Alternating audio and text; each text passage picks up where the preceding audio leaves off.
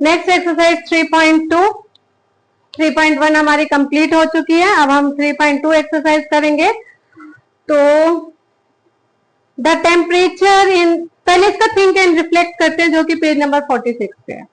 इसमें मैंने आपको धना और ऋणा के बारे में बताया था कि धना और ऋणा क्या होते हैं, पॉजिटिव नंबर्स और नेगेटिव नंबर्स होते हैं। उससे रिलेटेड ये आपका फॉर्च्यून और ऋणा लिखा हुआ है इसमें, तो उससे रिलेटेड थिंक एंड रिफ्लेक्ट है। Why does a negative times a negative equal a positive. एक नंबर का नेगेटिव टाइम्स, क्या कह दिया इसने, एक नंबर का नेगेटिव टाइम्स, इसका क्या मतलब है? मान लो पॉजिटिव टू पॉजिटिव टाइम्स देखते हैं पहले। एक नंबर 4 है, इसका पॉजिटिव टाइम्स मतलब 2 टाइम्स, 3 टाइम्स, 4 टाइम्स, कुछ भी, लेकिन वो भी पॉजिटिव में हो तो आंसर आता है पॉजिटिव। बट नेगेटिव नंबर का नेगेटिव टाइम्स पॉजिटिव आंसर, मतलब पॉजिटिव नंबर का positive times positive answer, negative number का नेगेटिव टाइम्स पॉजिटिव आंसर। वो कह रहे हैं इसको समझाओ। मतलब मैं -4 लू यहाँ पर और ये -3 लू, तो ये किस तरीके से 12 आंसर पॉजिटिव आ रहा है, वो ये मुझसे कह रहा है। तो हम क्या समझते हैं इसको, हम एक एग्जांपल लेते हैं। मान लो मेरे अकाउंट में -3 रुपीज है, किसी वजह से मेरा अकाउंट नेगेटिव चला गया और -3 रुपीज उसमें बैलेंस आया। ठीक है, अब आपको ये पता है मल्टीप्लिकेशन जो होती है ना, वो रिपीटेड एडिशन है आपका, रिपीटेड एडिशन। ठीक है, अब यहां से क्या है, मेरे पास -3 रुपीज है, लेकिन मैंने -3, मान लो मेरे अकाउंट में -3 बैलेंस है और मैंने -4 टाइम वो बैलेंस क्या किया, रिड्यूस करने की कोशिश करी। मैंने -4 टाइम्स मैंने -3 वैल्यूज बार बार उसके अंदर अकाउंट में डाली, तो मेरे पास कितने का प्रॉफिट हुआ? अब खुद सोचो, मेरे पास 12 रुपीज आए होंगे, तब जाके पहले वाले का 0 हुआ होगा और बाकी 9 रुपीज बैलेंस हुआ होगा। ठीक है, पहले 0 हुआ होगा और फिर 9 रुपीज मेरा क्या होगा, बैलेंस। लेकिन मेरे पास कितनी वैल्यूज होगी, मेरे पास 12 रुपीज आए होंगे, तभी मैं उसको हैंडल कर सकती होंगी। तो ये आपका क्या होता है, दिस मल्टीप्लिकेशन जो है आपका, multiplication is repeated addition, is repeated addition. तो -3 को अगर हम 4 टाइम्स, माइनस उसको क्या कर रहा है, प्लस, तो मेरे पास 9 रुपीज बैंक अकाउंट में रहा होगा और टोटल मेरे पास 12 रुपीज रहा होगा, तभी मैंने उसको क्या किया होगा, 0 कर सके होंगे और 9 रुपीज बैलेंस। ठीक है, तो -4 और -3, इस वजह से जो दो negative numbers, one negative numbers का नेगेटिव टाइम हमेशा क्या रहेगा आपका, पॉजिटिव। ठीक है, अब करते हैं 3.2 का फर्स्ट क्वेश्चन।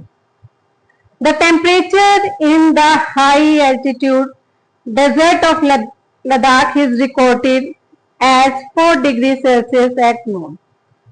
चलो एक्सरसाइज 3.2 है।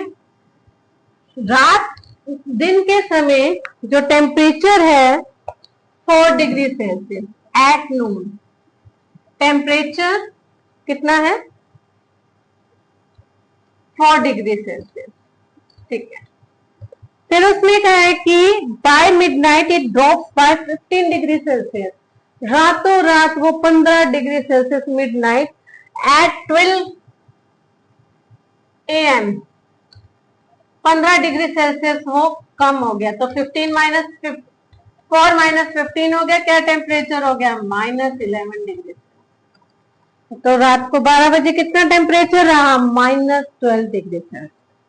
Okay, next question second, a spice trader take a loan 850। Okay, 850 का लोन लिया उसने, पैसा लिया। The next day he makes a profit of 1200, उसको 1200 का प्रॉफिट हो गया। The following week he incurs a loss of ₹450 और 450 का उसको लॉस भी हुआ। Write the sequence as an equation using integer and calculate his final financial standing. किसकी समझनी है फाइनल फाइनेंशियल स्टैंडिंग? उसकी, ट्रेडर की। उसने 850 का लोन लिया और ब्रैकेट में उन्होंने लिखा हुआ है डेबिट।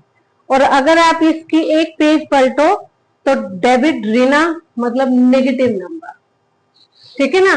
तो -850, ये फर्स्ट क्वेश्चन, ये क्वेश्चन नंबर सेकेंड। पहले -850, फिर 1200 का प्रॉफिट, फिर लॉस 450 का।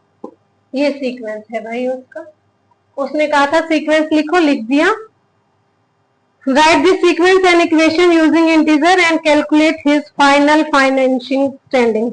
निकालो, फिर कैलकुलेट भी करो इसको। अब क्या है उसको, 850 और -450, पहले माइनस माइनस इकट्ठे प्लस कर लो, और ये 1200, तो ये हो गया आपका 1300 प्लस 1200। इस टाइम पर वो बेचारा डेबिट में है, 100 रुपीज के नुकसान में है, ठीक है। ये उसका आंसर हो गया। Next question number third, calculate the following using Brahmagupta's law. Question number third, calculate the using Brahmagupta's law. Okay, Brahmagupta's law use करना है और मुझे ये सोल्व करना है। तो लॉ का रूल लिखते हैं, product of debit, this is debit, and Fortune is debit. Debit और फॉर्चून का प्रोडक्ट डेबिट होता है। देखो ये लॉ लिखना जरूरी है, बाकी तो हमने आपको समझा रखा है।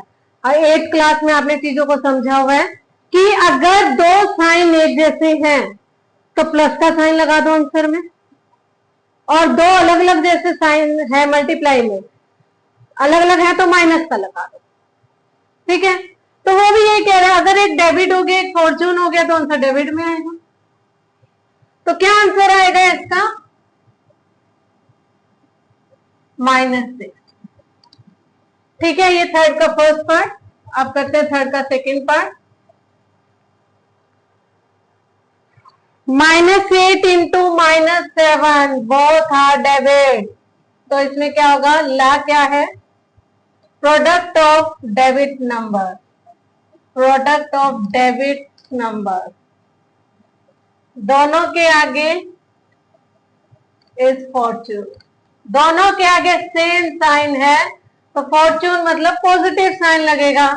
तो -8 इंटू -7 इज इक्वल टू 56, फॉर्चून होगा, ठीक है। नेक्स्ट है थर्ड, 0 माइनस -14। लॉ क्या कहता है, लॉ के सुन लेते हैं। सब्ट्रैक्शन ऑफ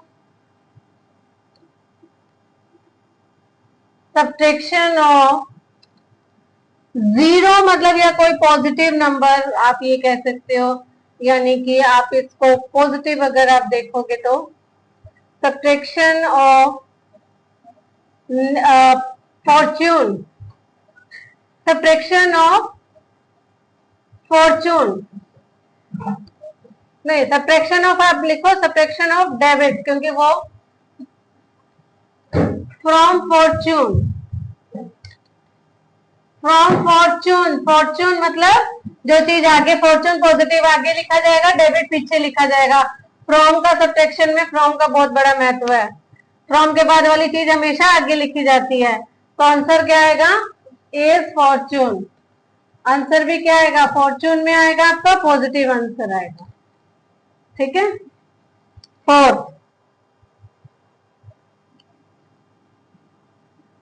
फोर्थ में है आपका -20 divided by 4, -20 divided by 4। Law division of debit bye Fortune is debit. ठीक है, देखो जो कह रहा है वो कर दो, पर आपको पता है इसमें मल्टीप्लाई और प्रोडक्ट में सेम मल्टीप्लाई और डिवीजन में सेम रूल होते हैं कि अगर दो साइन सेम है तो आप पॉजिटिव लगाओ और दो अलग अलग साइन है तो आप नेगेटिव लगाओ। और सब्ट्रैक्शन और एडिशन में जो साइन बड़े, जो नंबर बड़ा है उसके आगे जो साइन होगा वो लगेगा। इसमें ये जो था हमारा, ये कैसे बन गया था, 0 माइनस माइनस ये प्रोडक्ट होते हैं आपस में, ये प्लस 14, तो ये बनता है। ठीक है, बाकी लॉज में लिखना है, अपने डिटेलिंग में इसको ऐसे लिखना है। नेक्स्ट है आपका क्वेश्चन नंबर 4।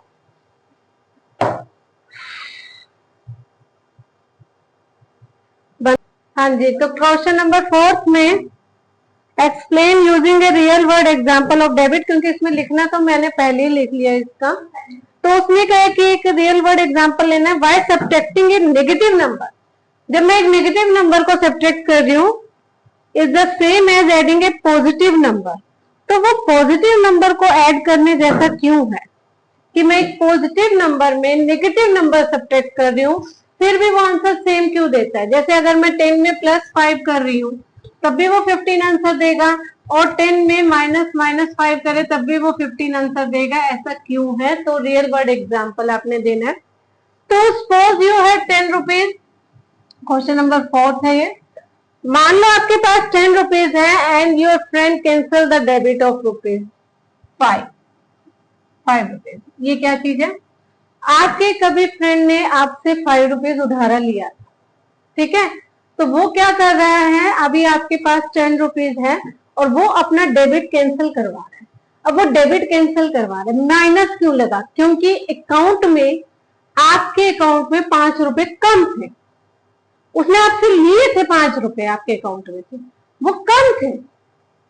ठीक है, तो अब क्या हुआ, -5 उसमें सब्ट्रैक्ट हो गया, तो आपके पास कितना हो गया, आपके अकाउंट में से तो माइनस हुआ ना, वो अकाउंट में तो घाटे में हो गया आपके पास, और कितना हुआ -5, तो कितना हो गया 10 + 5 15, तो आंसर कितना आ गया। अब आपके वॉलेट में 15 रुपीज है, उसने पुराना उधार अपना आपसे कैंसिल करवाया है। 5 रुपीज आपको दिए हैं, आपके पास बेशक से प्लस हो गए हैं, लेकिन उसने आपके अकाउंट में से, जो आपका खाता चल रहा था उसमें से -5 खत्म हो गया, तो इस वजह से आंसर किस में आ गया, पॉजिटिव में। तो ये एक्सरसाइज आपकी 3.2 भी कंप्लीट होगी। अगर कोई प्रॉब्लम है तो कमेंट बॉक्स में जरूर पूछे। चैनल को लाइक और सब्सक्राइब करें। Bye bye, tata, take care.